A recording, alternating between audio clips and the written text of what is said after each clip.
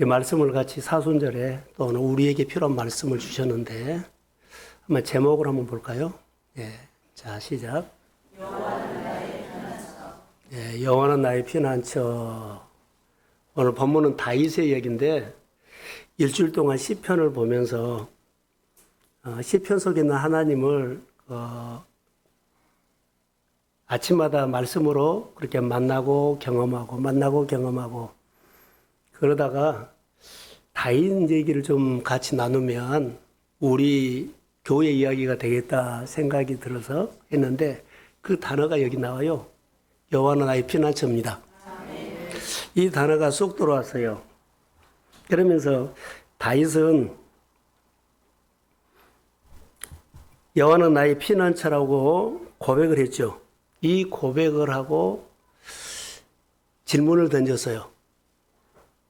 여호와는 나의 피난처입니다. 이 고백을 하고 내가 질문을 던졌는데 그럼 다윗은 이 고백을 하고 어떻게 사셨을까? 이 질문을 던져봤어요. 질문이 다양하게 나오더라고요.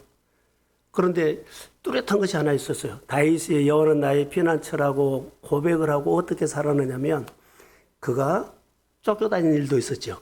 그리고 기름 부음, 하나님께서 기름 부은 좋은 개들도 있었죠. 그런데 그가 의식한 거요. 아, 하나님은 나에게 눈을 떼지 않구나. 이것을 느꼈어요. 내가 쫓겨다녀도 하나님이 나에게 기름 부음을 부었어도 하나님이 나에게 뭐요? 눈을 떼지 않는다는 것을 그가 알게 됐어요. 그래서 그의 생활 속에 여호와는 나의 피난처라는 것을 삶으로 의식하게 된 겁니다. 내려가도 올라가도 괜찮아요. 내가 하나님이 나에게 눈을 떼지 않는 그 영적인 눈만 뜨십시오. 이게 신앙생활이에요. 그런데 좀 현실적으로 안 보이고 또 내가 영적으로 답답하면 우리 신앙에 여러 가지 생각을 할 수가 있죠. 근데 딱 하나님을 바라보는 거, 하나님이 나를 향해서 눈을 떼지 않습니다. 이것이 나를 붙잡아 줄 거라고 봐요.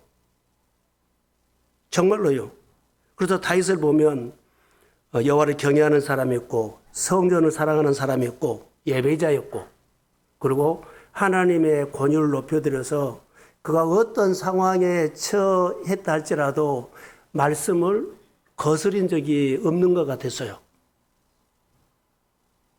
이 정도로 그가 왜 그런 줄 아세요? 하나님이 내 생활에 눈을 떼지 않고 나를 뭔가를 돌봐주고 싶고 보호해주고 싶고 그 지켜주고 싶고 하나님의 눈이 나를 향해서 있고 눈을 떼지 않는다는 것을 인식한 후부터는 그는 대충 살지 않았다는 것. 예배도 생활도 대충 하지 않았어요. 오늘 우리가 신앙생활 할 때 이런 부분들이 영적으로 좀 살아났으면 우리 교회가 얼마나 아름다워질까? 대부분 우리가 예배 생활할 때 보면 시켜서 하는 사람이 있고 자원해서 하는 사람이 있죠. 근데 시켜서 하는 사람은 대부분 자기에게 갇혀서 생활할 확률이 큽니다.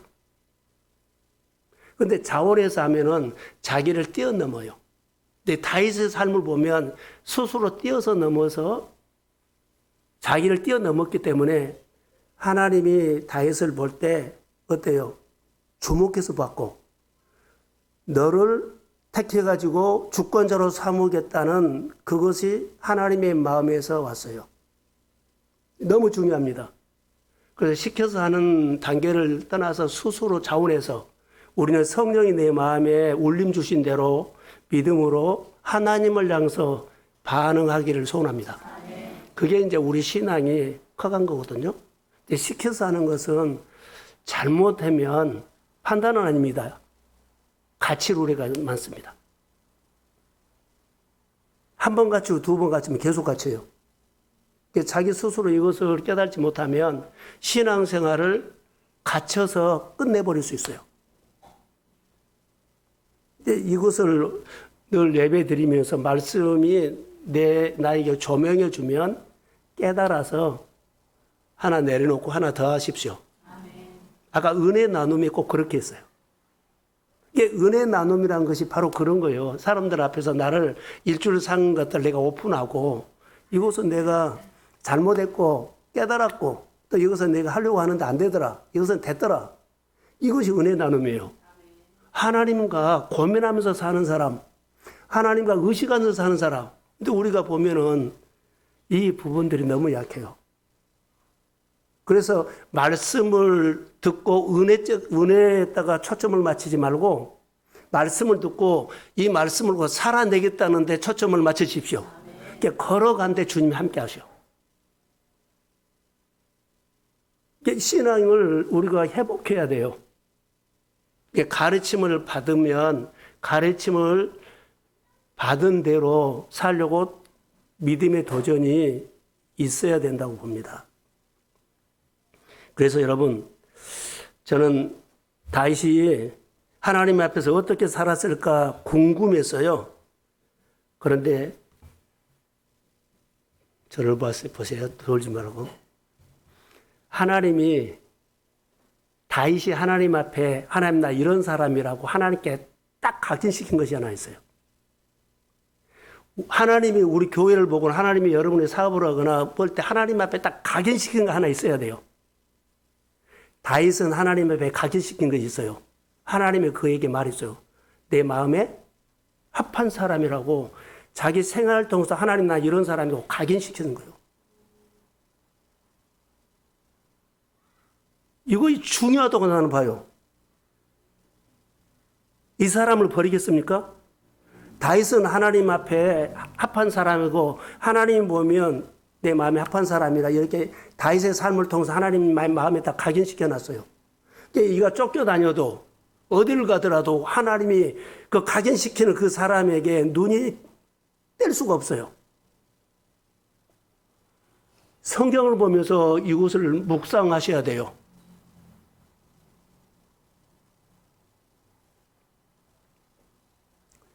내 마음에 아픈 사람이다. 이 말은 무슨 말이든지 어떤 상황인데 하나님이 딱 던지면 다윗은 거기다 맞췄다는 거. 그러니까 하나님께서는 다윗에게 어떻게 알고 있어요? 다윗은 내 마음에 아픈 사람 딱 각인됐어요. 다윗이 하나님 앞에 그렇게 살았다는 거예요. 많은 사람들은 하나님을 나의 피난처로 삼고 살겠다고 고백을 하거든요.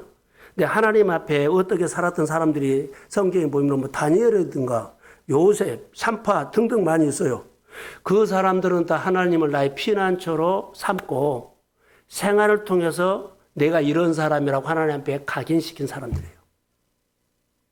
산파는 여호와를 경외하였으므로 각인시켜놨어요. 다니엘은 포로 생활 가운데 마음의 뜻을 정하고 각인시켜놨어요.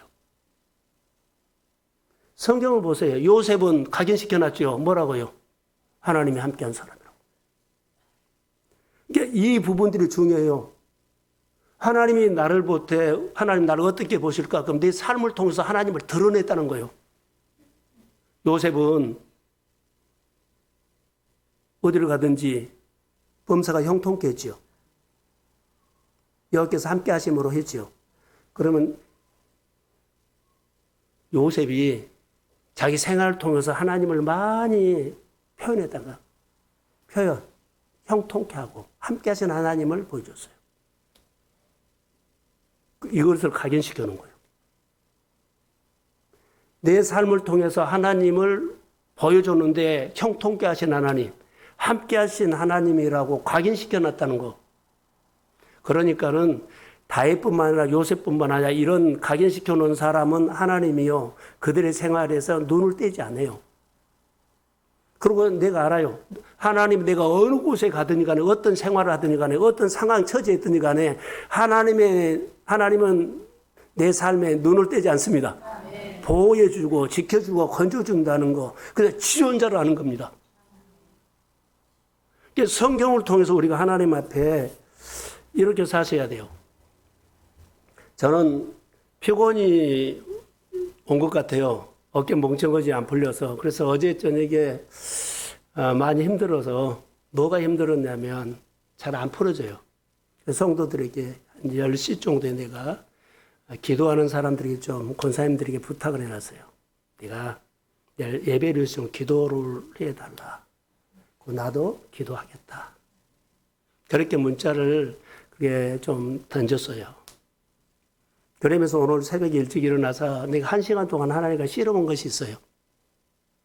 무슨 씨름인 줄 아세요? 나는 교회 혼자 섬기기 때문에 일이 많아요. 근데 한 번도 그런 생각을 해본 적이 없어요. 또 오늘 아침에는 내가 교회에 많은 일을 하는 사람이냐, 내가 번제냐.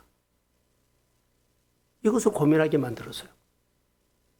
내가 교회 일 많이 하거든요.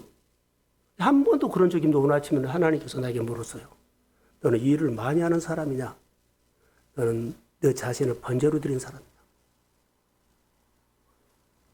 나에게 하나님께 질문을 해왔어요. 여러분 어떠세요? 교회 와서 여러분들은 일만 하는 사람입니까? 교회 와서 번제로 순종하는 사람입니까? 똑같아요. 자, 예배에 와서 졸고 간 사람 있어. 와서 좋은 것도 괜찮아요. 근데 영이 죽어.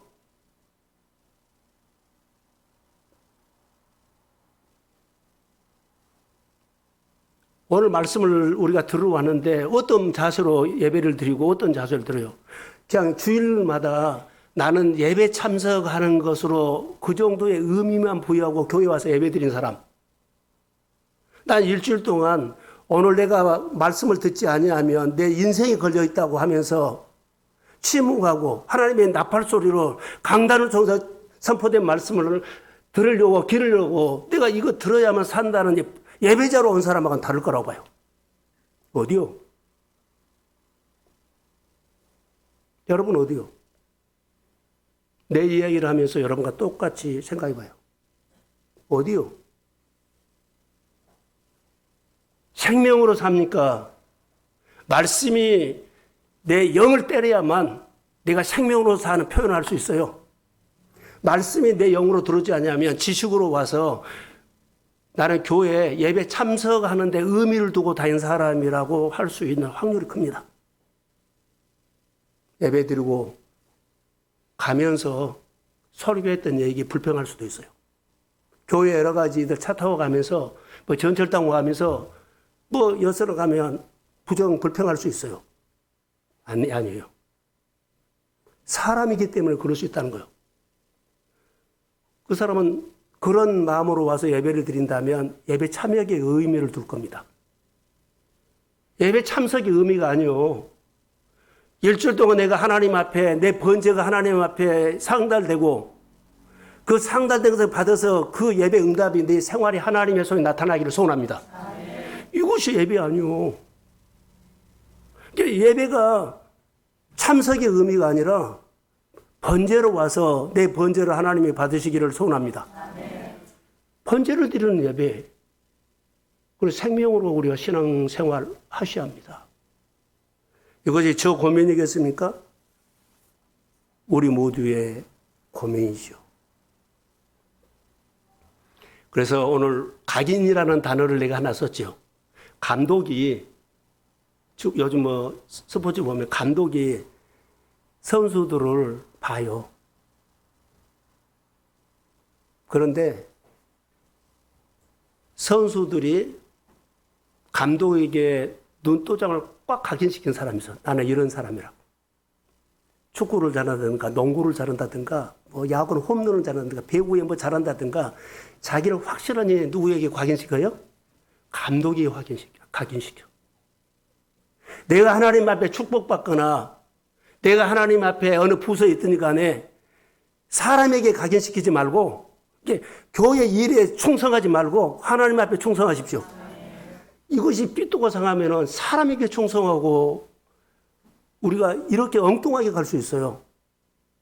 하나님 앞에 각인된 내 메시지를 줘야 돼요. 자, 선수가 갑자기 부상당해서 근데 내 눈에 각인된 사람을 콜링해요. 그 자리에. 많은 교회에 있지만 우리 교회가 하나님 앞에 어떻게 각인될 겁니까? 수가 많고 적거나 아무 관계가 없어요. 뭐 규모가 많은 사람들 거기 하나님은 다른 하나님이 오고 시골이라든가 몇 사람 안 모이는 그 하나님은 또 다른 하나님이 온가 똑같은 하나님이요. 어떤 장소에서 어떻게 부름을 받아서 어떻게 내가 충성하며 하나님께 쓰임받고 하나님이 나를 주목하고 하나님 앞에 내가 하나님 앞에서 하는 예배자, 봉사, 기도자, 그 하나님 앞에 동역하는 자 어떻게 내가 섬기고 있다는 그것을 각인시켜야만 돼요. 각인이 안 되고 교회 여러 사람 중에 한 사람이라고 예배만 무리 중에 한 사람이라고 하면 안 돼요. 2025년 사순절에 여러분 여호와는 나의 피난처입니다. 그럼 어떻게 내가 여호와는 나의 피난처라고 다윗이라든가 요셉이라든가 그런 사람들이 살았던 거기에서 메시지를 듣고 나도 그 중에 하나를 하나님 앞에 각인시키기를 주의 이름으로 축복합니다. 그게 신앙생활이에요. 그렇게 다른 사람 오면 다른 사람 따라간 것이 아니라 함께 연합을 하되 나는 시켜서 하는 것이 아니라 오리가 아니라 심리까지 가십시오. 이게 중요하다고 봐요. 각인시켜야죠. 너무나 중요하다고 봐요. 다윗은 내 마음이 합한 사람이라고 각인시켰고 사람마다 다 다르지요. 번제를 준비해 가지고 오시되 특별히 우리 신앙이 이제는 달라져야 돼요. 예배 참석의 의미를 두지 마세요. 내가 번제로 준비돼서 오십시오. 예배자로 온 겁니다. 예수님이 해당에서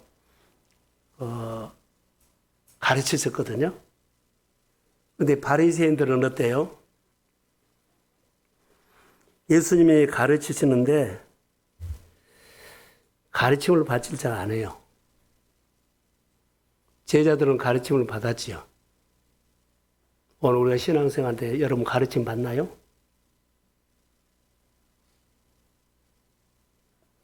금요일날이니까 새벽기도인가 내가 답답한 얘기를 해서요. 교회 광고도 안 되는데 말씀이 들릴까? 이런 생각을 해봤어요. 교회 광고도 안 들리는데 말씀이 들려? 사람의 말도 잘 안 들리는데 하나님의 영적인 말을 어떻게 알아듣냐고. 여러분, 사람의 말도 안 들리는데 어떻게 하나님의 말이 들려요? 이런 생각을 안 하고 있어요.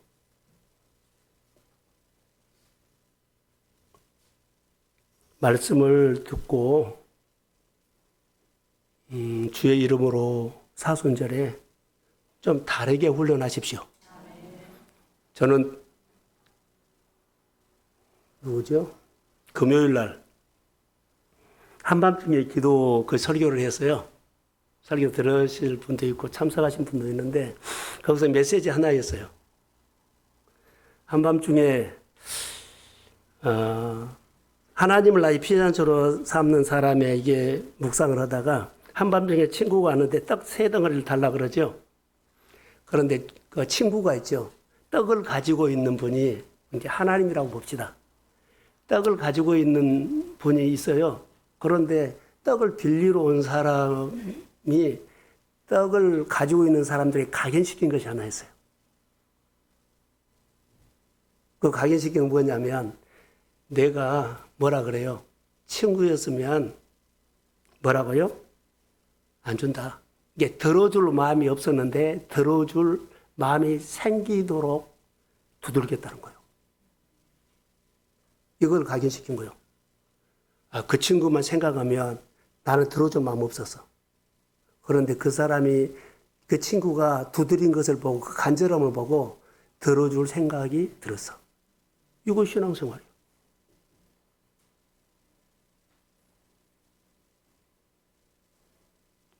불의한 재판장에게 갔던 그 가부 있죠? 불의한 재판장에게 물어보세요. 그 사람이 각인시킨 것이 하나 있어요. 가부가 나는 불의한 재판관이잖아요. 들어줄 생각이 없었어. 근데 들어줄 생각이 생겼어. 이것을 각인시킨 거예요. 내 환경이 아무리 안 되어도, 내 형편이 안 되어도 하나님 앞에 와서 이런 마음으로 나는 너 때가 안 돼서 아직 들어줄 마음 없어. 근데 얼마나 간절히 기도했든지 들어줄 생각으로 하나님을 더 바꾸십니다. 이런 마음으로 한번 예배에 도전해 보십시오. 이런 마음으로 오늘 미래 어떻게 살 건가 걱정하지 마세요. 오늘 잘 살면 미래는 더 아름다운 계절이 우리에게 준비되어 있습니다. 이것 하지 말라는 거. 오늘은 우리 시간이지만 미래는 하나님의 시간이에요. 그러니까 하나님의 말씀이 내 가운데 어떻게 역사하느냐가 중요하다는 거예요. 오늘 눈에 보인 것 때문에 쩔쩔매는 모습은 우리가 없어져야 돼요. 내 크신 하나님만 보여. 내 신앙이 어떻다는 거 갇혀 있는 거예요. 우리는 환경이 바꿔지고 상황이 바꿔지고 뭐 재정이 바꿔지고 그런데 아니요. 하나님 분명히 말합니다. 이 문제를 너는 네 마음을 바꾸면 된다고 하는데 이것은 안 들어요. 안 들려요. 나를 바뀌면 돼. 다 나를 바꾸면 뛰어넘어요. 그러니까 우리가 나를 바꾸는 사순절 계절이 되기를 주의 이름으로 소원합니다. 나를 바꾸면 뭐라 그럴까요? 들어줄 마음이 없었는데 들어줄 마음이 생긴다. 이렇게 하나님 앞에 각인시키세요. 그러니까 하나님 앞에 와서 기도할 때마다 사실 이 문제는 네가 가지고 왔는데 너에게 해당 안 돼. 그런데 얼마나 강구를 하든지 뭐 들어줄 마음이 생겨요. 사방이 막혔다 해도 상관이 없어요. 내가 하나님에 대해서 하나님이 나의 피난처로 신앙 고백 있는 사람은 하나님이 하나님 앞에 어떻게 살았던 다윗이라든가 요셉이라든가 다니엘의 그 신앙에서 메시지를 듣고 그 중에 하나를 내 것으로 삼으십시오. 그게 신앙 생활이라고 나는 봐요. 너무 화려하게 거창한 게 꿀 필요도 없어요. 하나님 앞에 각인시켜서 사는 삶으로 풍기는 거예요.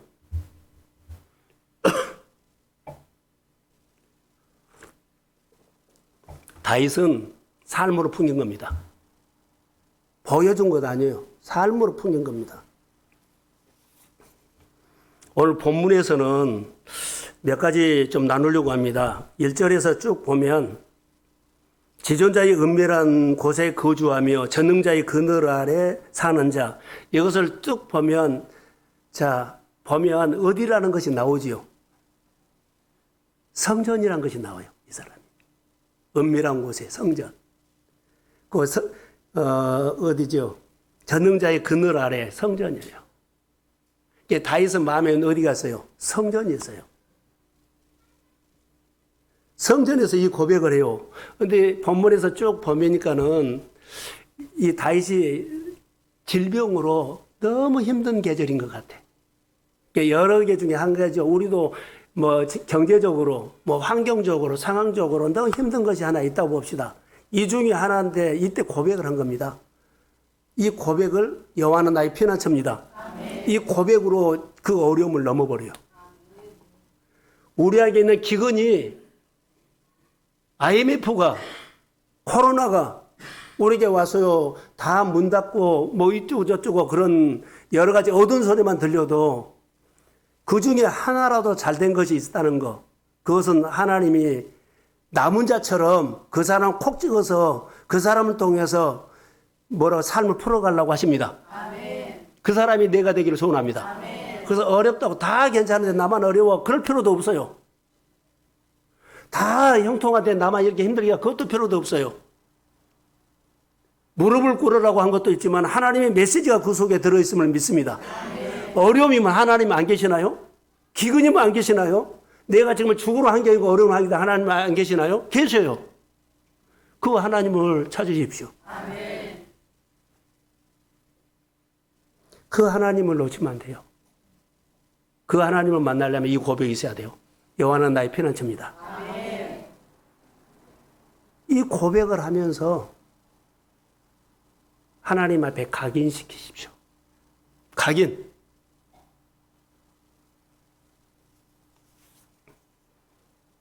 그래서 다윗을 보면서 이 고백을 한 다윗을 묵상하다가 지금 너무 어려운 환경에 있거든요. 질병 가운데 있어요. 그런데 딱 하나 보죠. 다윗은 진짜 하나님을 의지하구나. 진짜 하나님 의지한 사람이다. 이게 눈으로 들어왔어요. 진짜 하나님 의지한 사람이에요. 여호와는 나의 목자시니 내게 부족함이 없으려다. 사망이 없지만 골짜기로 해를 들으려 주께서 나와 함께 하심이라. 고백을 들을 때마다 그의 마음에서 나오는 것은요. 여호와는 나의 피난처다. 이 고백 속에서 나온 것 같았어요. 그 고백을 어디서 했다고요? 성전을 향해서 자기가 고백을 한 거예요. 성전에 누가 계세요? 하나님. 얼마나 성전을 깨뚫어지게 봤을까? 내 마음이 성전에서 떼지 않아요. 그러니까 하나님도 다윗이 인식했죠. 쫓겨다니고 어려움이 있을 때도 하나님이 나를 향해서 눈 떼지 않고 나를 지켜보고 보호하고 건져주려고 하고 도와주려고 하십니다. 이것을 알게 됐어요. 그러니까 이렇게 저렇게 해도 나는 두렵지 않는다고 본문에 나와요. 이런 환경 저런 환경도 나는 두렵지 않는다. 영이 만난 거예요.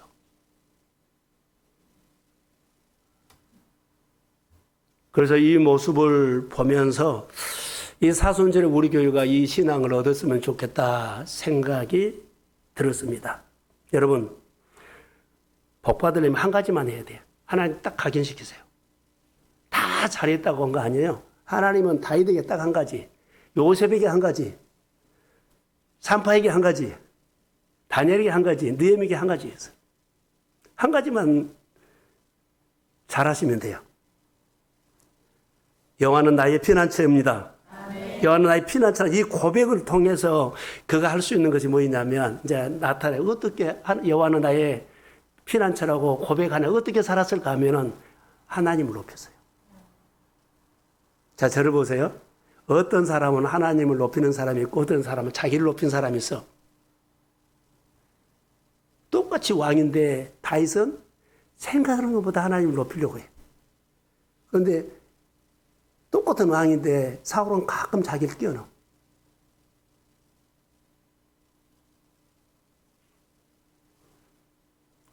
얼마 차이 아니에요.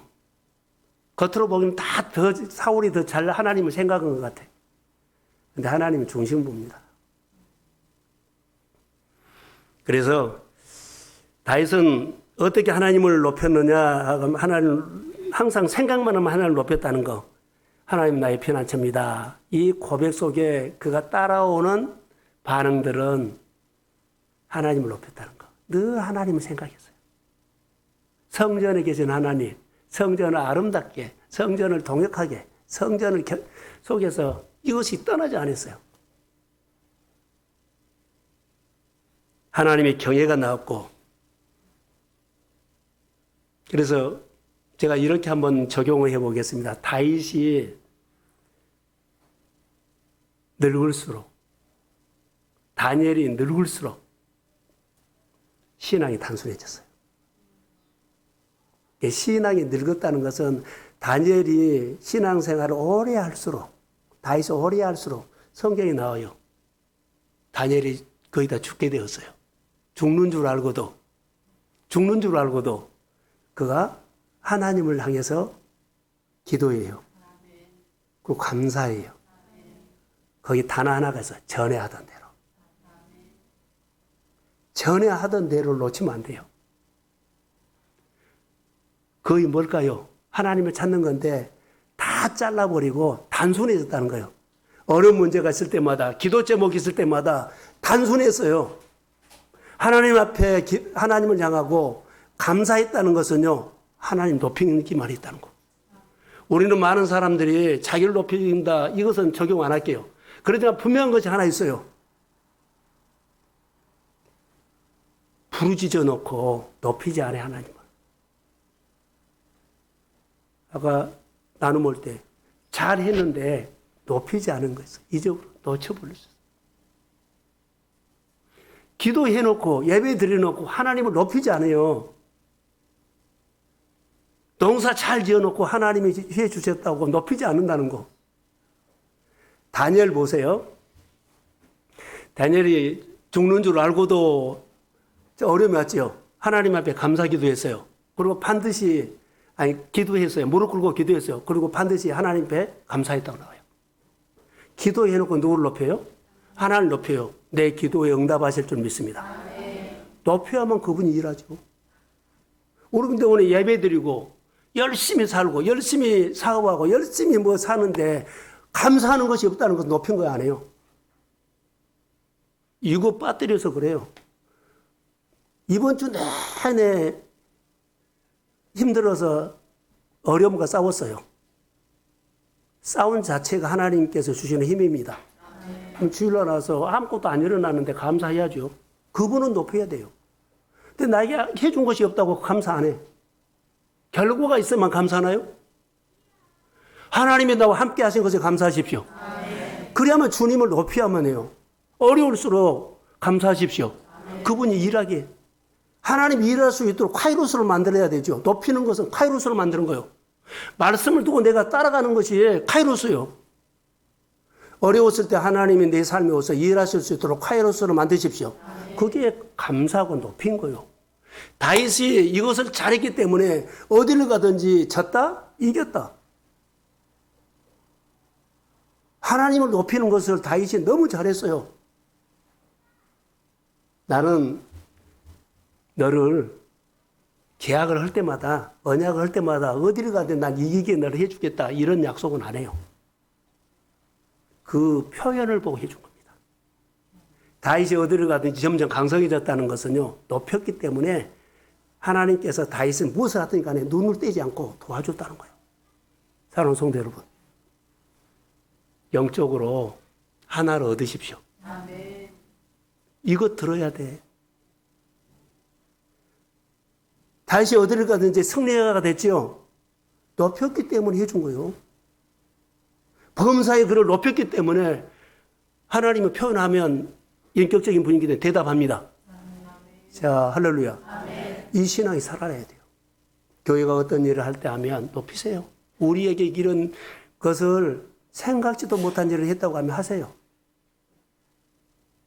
함께 하시고 동역하시고 그리스도 안에서 하십시오. 아멘. 높이면 해 주시오. 근데 많은 사람들 예배 드리고 감사를 안 해. 기도하고 안 해. 실컷 고생하고는 믿음으로 쌓아놓고는 감사 안 해. 웬일이요 이게. 자기를 뛰어넘지 못해서 그래요. 지난주에 설교도 그랬지만 아까 은혜 나눔을 때도 자기를 뛰어넘으면 뭐라고요? 지존자가 보인다니까. 이것을 해준 분만 했는데 이것이 영역에 있는 똑같이 아파 있는 사람 다 고칩니다. 아멘. 지존자를 해야 돼. 우리 그 문제 딱 하면은 끝나버리죠. 아니요. 그 문제와 똑같은 것도 하나님께서 다 다루십니다. 아멘. 지존자 되신 하나님을 내가 이렇게 설교해도 잠은 좀 안 되죠. 할렐루야.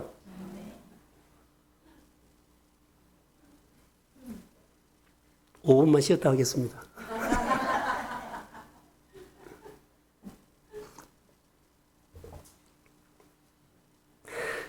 다니엘이나 요셉은 늙을수록 신앙이 뭐였다? 단순해졌다. 그리고 높였어요. 그때부터 일하기 시작한 거예요. 가지치기를 많이 했다는 거죠.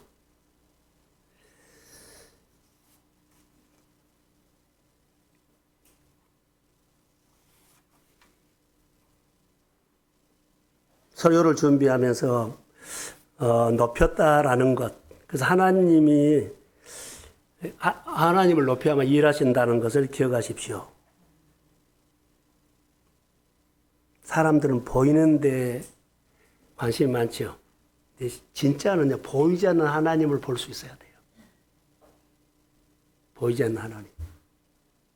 우리는 보이는 곳으로 통해서 한다 안 한다가 결정하는데 속은 거요. 보이지 않는 하나님의 음성을 듣고 메시지를 듣고 결정하십시오. 사실 보이는 것은 이거 컵 한 잔이에요. 보이지 않는 것은 닭이다.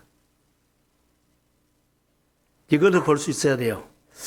그래서 다윗은 보이지 않는 하나님을 나의 피난처로 고백하고 본문에 보면 보이지 않는 하나님을 나의 하나님을 의리했다고 나와요. 의리했다. 1절 전능자의 그늘 안에 사는 자, 성전에서 기도하는 사람이라고 말했죠. 지존자의 은밀한 곳에 거주하는 자, 교회를 말하고 있어요. 하나님의 복을 받고 누리는 사람들은 성전 중심이라는 것. 저는 이스라엘 백성들을 묵상했는데 이스라엘 백성들은 그렇게 성전을 소중하게 여겼고 그렇게 소중하게 여겼어요. 성전을 빼앗기면 인생을 빼앗긴다고 생각하고 성전을 빼앗기면 나라를 빼앗긴다고 생각을 했어요. 그 정도로. 여러분 어때요? 성전이 그런 가치가 없나요? 이스라엘 백성들 성전이 내 인생을 빼앗기고 성전을 빼앗기면 나라를 빼앗기고 그래서 그렇게 성전을 마음으로 사랑하고 지키고 좋아하고 내 인생을 걸고 성전에 계신 하나님을 만나려고 했습니다. 이런 영성이 가질 때 복을 주지요. 그래서 성전을 소중하게 여기고 성전에서 하나님을 이렇게 감사했다는 것을 높인 거거든요. 권위를. 성전 중심으로 생활했고 성전을 아끼고 사랑했다. 이것이 초대교회로 넘어오죠. 초대교회로 넘어가는데 한국교회로 넘어왔어요. 한국교회는 그렇게 성전을 사랑하고 해갖고 교회를 아름답게 지어놨어요. 그런데 성전만 지어놓고 이런 모습, 성전 지을 때 그런 마음이 많이 사라진 것 같아요. 우리가 이렇게 규모가 크다라는 것으로 비춰질 때가 있어요.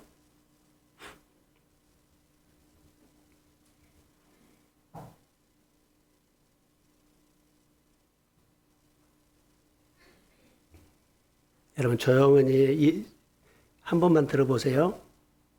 제가 묵상을 하다가 내 마음에 성전이 멀어지거나 성전이 지어지면 눈에 보이는 힘을 의지하게 돼요. 내 마음에서 성전이 지어져 버리고 생각이 안 나면 나는 자연적으로 눈에 보이는 것으로 결정하게 돼.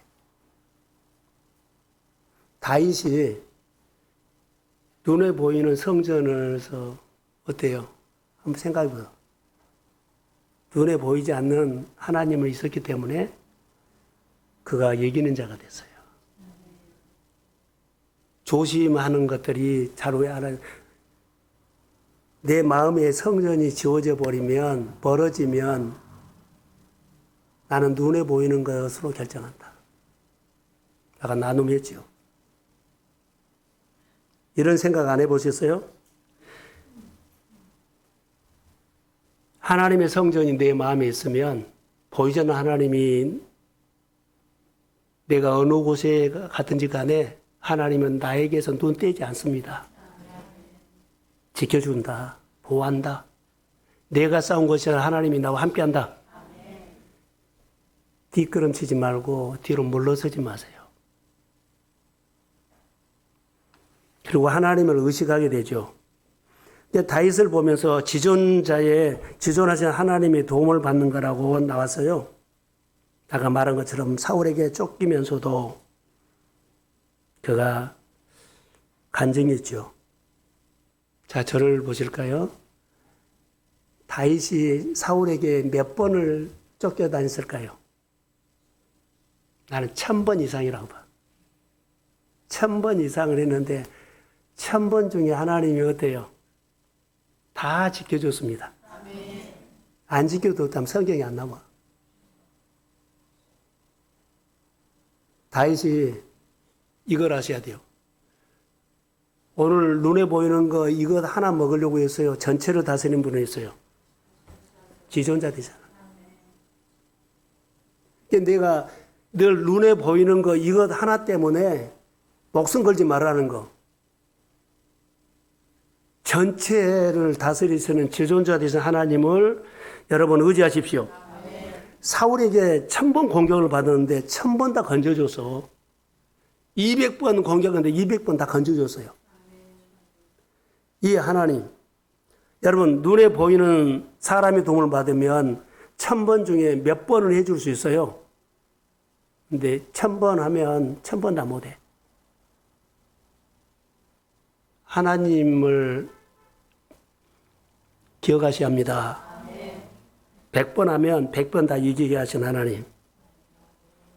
이 지존자 되신 하나님을 그는 자기를 넘어서 그 하나님이 눈에 들어왔어요. 여호와를 나의 피난처로 삼는다는 것은 이 하나님을 말한 거예요. 오리 간 것이 아니라 심리를 가서 내가 어려운 가운데 있었죠. 어려운 가운데서 자기를 이기면 그 하나님이 보여. 근데 어려운 가운데서 어려움의 메시지를 들어버리면 그 하나님이 안 보여. 내가 성공을 하고 성공한 그 열매를 봐버리면 그 하나님이 안 보이고, 성공을 했는데 그 하나님을 높이는, 자기를 넘어서 높이면 그 하나님이 눈에 보여. 우리는 어디에 있습니까? 하나님이 다윗을 위기에서 한 번 건져준 것이 아니라 위기가 올 때마다 하나님은 다윗을 건져주셨습니다. 아멘. 질병이 올 때마다, 재정의 파도가 올 때마다 하나님을 의지했어요. 의존할 때마다 하나님은 그 파도, 질병, 파도 다 건져준 거예요. 그래서 지존하신 하나님이 내 인생의 피난처라고 고백하면서 자기를 뛰어넘어서 하나님을 꽉 붙잡았어요. 위기가 와도 두려우지 않고 그 하나님이 반드시 오십니다. 아멘. 오늘 그게 믿음이에요. 다윗은 철저하게 하나님의 법을 지켰다는 거. 철저하게. 여러분, 다윗은 철저히 하나님의 법을 지켰어요. 3절 한번 띄워주실래요? 자, 시작.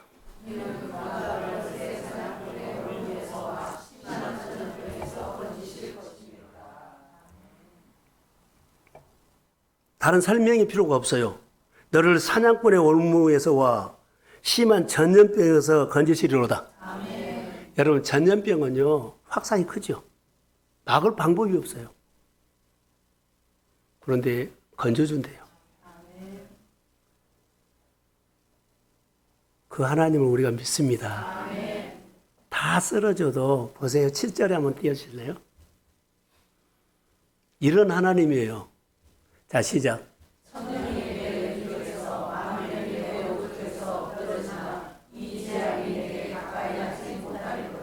아멘.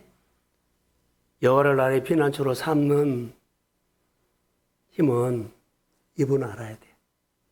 그래야만 환경이 이래도 하나님은 나에게 1000명이 쓰러지는 곳에, 10,000명이 쓰러지는 곳에 심하죠, 전염병이. 거기서 건져줍니다. 아멘. 안 죽어요. 안 멀어집니다. 아멘. 하나님 의지하십시오. 아멘. 오늘 이 설교를 듣고 와서 전에 가서 잠을 안 잤으면 좋을 것 같아요. 너무 크신 분 보고 와서. 아멘. 전에 갑자기 생각나네요. 당진 쪽에 가서 내가 묵상 강의를 했어요.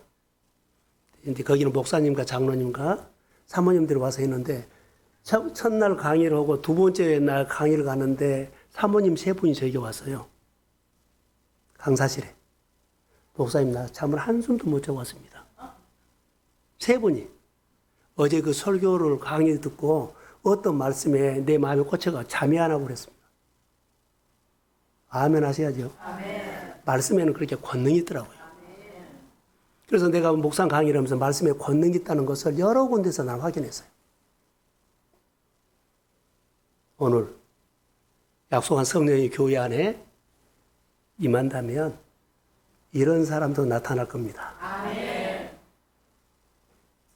사업장에 가고 일터에 가면 하나님이 보이시기를 소원합니다. 아멘. 하나님이 도와주겠다. 아멘. 하나님이 이 사업장에서 눈 떼지 않는다. 아멘. 내가 싸우고 있는 질병과 어려움에 하나님 눈 떼지 않는다. 아멘. 그래서 담대하십시오. 아멘. 믿음으로 일어나서 걸을지어다. 아멘.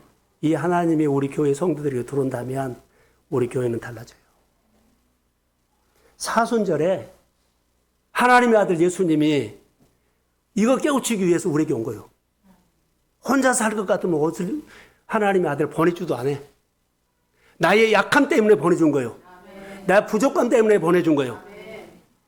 그분이 그래서 나는 약하지만은 그 복음 예수를 만나서 이런 믿음의 눈을 엽니다. 이런 믿음이 생깁니다. 그래서 내가 약함이 있기 때문에 보내준 거예요. 강한 척하지 마세요. 뭐든지 이기겠다고 하지 마세요.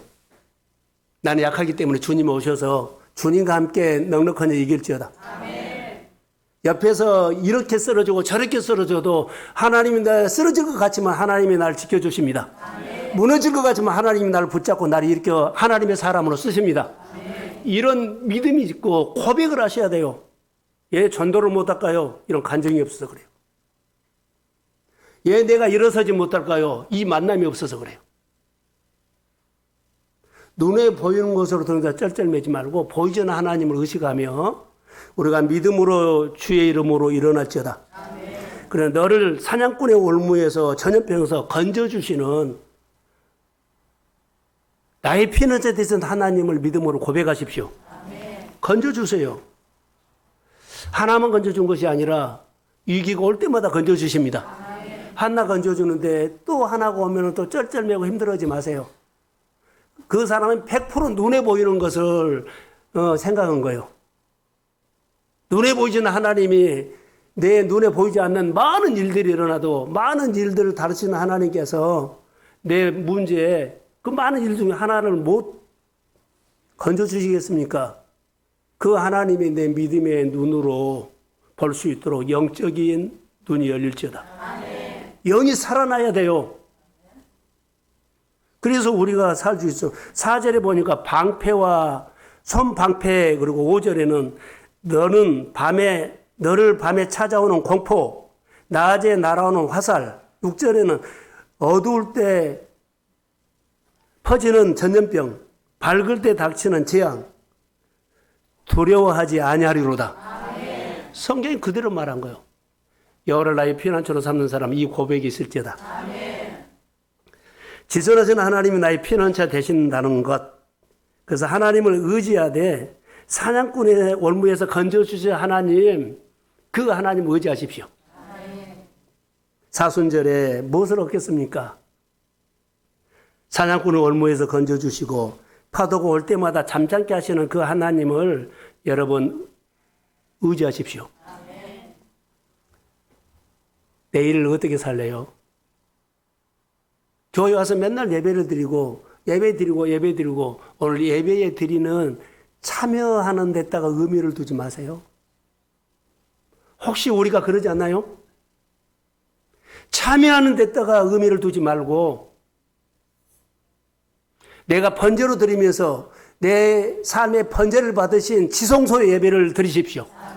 말씀을 묵상하시고 말씀 속에 계시는 하나님의 세계가 내게 열릴지어다. 그분이 다스리면 돼. 그래서 여러분 보세요. 7절에 아까 뭔가 1000명이 왼쪽에서 10,000명이 왼쪽에서 엎드려줘도 두려워하지 마십시오. 하나님이 우리를 이기게 하심을 믿습니다. 자, 어려움이 왔어요. 또 다른 어려움이 쩔쩔매고 또 다른 어려움이 쩔쩔매고 또 다른 어려움이 저도 목회하면서 한 번 어려움이 오니까 난 계속 2중, 3중 막 6가지 막 그렇게 겹쳐버리더라고요. 여러분 가정에도 그런 거 있을 거예요. 그런데 우리가 지나온 것을 보면 어떻게 지나왔나 보면 이제 여기 설교를 주면서 깨달은 것이죠. 지존자 되신 하나님이 다 다스렸습니다. 아멘. 만약에 올 때마다 그거에 질병이 오고 뭐 어려우고 막 2중, 3중으로 막 몇 가지가 저도 겹쳤더라고요. 근데 그때마다 하나 이기고 하나 이겼다만 쓰러졌어요. 목회 못했을 거라고 해요. 여러분 가정에 사보는 사람들, 장사하는 사람들 이런 계절 와요. 인생을 살 때가 여러분 착각하지 않아요. 맨날 평탄한 것만 하지 마세요. 어려움 오면은 정말 큰일 난 것처럼 하지 마세요. 평탄에도 하나님이 하시고 어려움도 하나님이 하십니다. 내가 눈을 떠야 하는 거예요. 그래서 이것은 너무 중요하다고 봐요. 어려움도 하나님이 주셨다면 그 어려움 속에 계신 하나님의 말씀을 듣고 순종하십시오. 높여라는 거. 잘된 건 너무 좋아하지 마세요. 교만할 수 있어요. 어느 날 내가 대충 할 수 있어요. 예. 그 하나님이 안 오고 잘된 것에 눈이 팔리고 바쁜 것에 눈이 팔리고 좋은 것에 눈이 팔려서 대충 할 수 있어요. 조심해란 것이 아니라 영적으로 깨어나십시오. 가끔 또 다른 파도가 오고 또 다른 파도가 가고 또 다른 파도가 왔을 때 여러분 내가 이거 이렇게 이길 거야 나는 이렇게 이길 거야 이런 생각이 할 수 있는데요. 그 생각대로 이긴 거 아니에요. 예상하지 못해요. 하나님 이렇게도 도와주시네. 하나님 이렇게도 우리를 축복하시네. 예상하지 못한 건져주심과 내가 예상하지 못하는 후하게 주신 하나님의 승리가 있을 것입니다. 하나님 기대하세요. 오늘 말씀을 통해서 위로받으시고 사손절에 우리가 가정에 일어나 육신적으로 고질병, 땅의 고질병, 사람관계 고질병, 인간은 살아가는데 일하는데 살아가는데 고질병이 있다며 우리 예수의 이름으로 떠나갈지어다. 그게 중요하다고 봐요. 그래서 9절에 보면 내가 말하기를 여호와는 나의 피난처다 그래요. 지존자는 너의 거처로 삼는다. 할렐루야.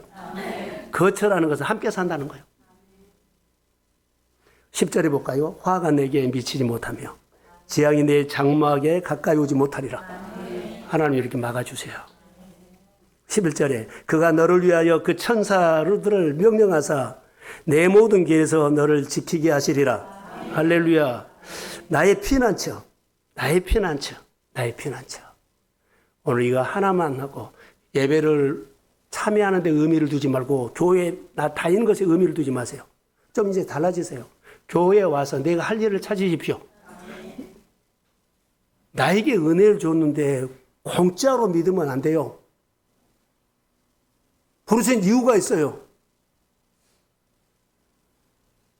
하나님은 우리에게 자 다시 한번 저를 보세요. 하나님 우리에게 이렇게 걱정거리를 줬거든요.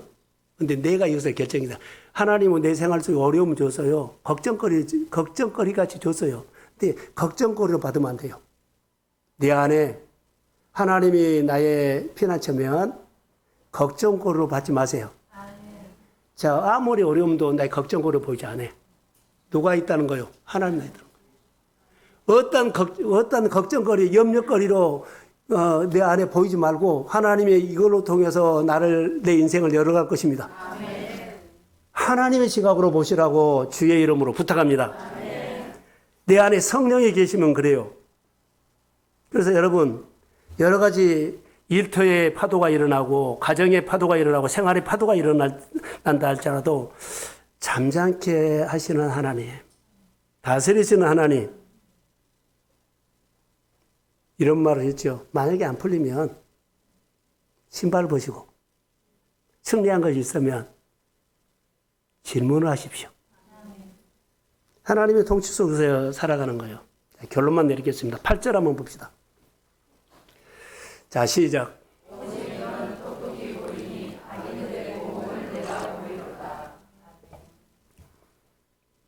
이 말이 무슨 말인지 알겠어요? 하나님은 나의 피난처로 고백하는 믿음의 사람들에게는 악인들이 보응을 보게 된다는 것은 악인들이 꺾어지는 것을 봅니다. 악인들이 쫓겨가는 것을 본다는 것. 쫓겨가는 것. 우리 몸에, 우리 환경에 고질병이 사라질지어다. 땅이 제 기능을 못한다면, 내 가정에, 내 일터에 제 기능을 못한다면 그 고질병이 예수의 이름으로 사라질지어다. 땅이 제 기능을 할 거예요. 자, 성경 신명기 28장 7절을 같이 한번 읽겠습니다. 시작.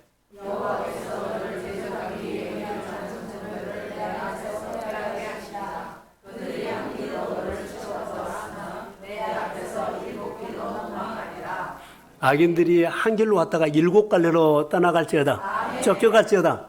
질병도 그러고 재정의 문제도 그러고 사람관계 문제도 그러고 일터의 모든 것들도 예수의 이름으로 한 길로 왔다가 어둠은 다 쫓겨갈지어다. 사순절에 이런 하나님의 은혜가 우리 교회 안에 기름 부음으로 있을지어다. 아무것도 염려하지 말고 다만 모든 일에 기도와 간구로 너희 구할 것을 감사함으로 하나님을 높이면서 고백하십시오. 성경에는 흥하게 된 집안도 많이 있고 잘된 집안도 많이 있고 승리하는 집안도 많이 있어요. 그 중에 하나를 건지십시오.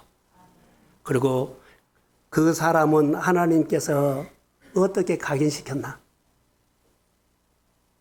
하나님이 여러분을 볼 때 이 가정은 각인시켜야 돼요. 이런 사람이라고. 예비자입니까? 동역자입니까? 여러분, 오리를 간 사람입니까? 심리를 가는 사람입니까? 하나님이 그 사람을 생각할 때 하나님은 이 가정은 이런 사람 각인해야 돼. 내가 삶으로 보여줘야 돼. 오늘 우리 권사님 가정 안에, 안수시소년 가정 안에, 우리 성도님들 집사님 가정 안에 어려움이 있을 때마다 하나님을 피난처로 삼는다는 그 신앙을 하나님 앞에 각인시키게 하십시오. 아멘. 1000번을 공격해 와도 1000번 다 건져줍니다. 아멘. 범사를 지켜주시고 범사를 아끼신 하나님, 오늘 각인이라는 단어를 내가 썼어요. 이 하나님은 나를 어떻게 생각하고 있을까? 나는 어떤 하나님을 나는 알고 있을까? 여러분, 사순절에 승리하십시오. 네, 일어서십시오.